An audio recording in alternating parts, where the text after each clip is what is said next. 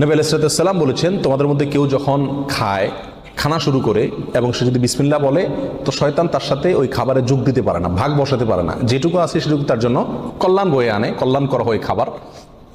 অনুরূপভাবে কেউ যদি বাসা বাড়িতে প্রবেশ করে, বিসমিল্লাহ বলে ঢুকে, তাহলে সেই ঢোকার সময় তার সাথে কি হতে পারে না, শয়তান যোগ দিতে পারে না।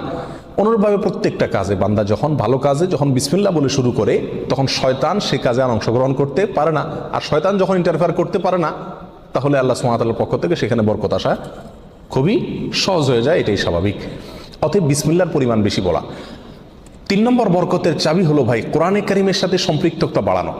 যে যত বেশি কোরআনের সাথে সম্পর্ক গড়বে, তার জীবনে তত বেশি বরকত নেমে আসবে। যে ঘরে কোরআন তেলাওয়াত হবে, কোরআনের চর্চা হবে, কোরআনের শেখা হবে, কোরআন বুঝাবুঝি হবে, কোরআনের উপর আমল করার প্রবণতা থাকবে, অভ্যাস থাকবে, সেই ঘরে আল্লাহ সুবহানাহু ওয়া তাআলার বরকত তত বেশি আসবে।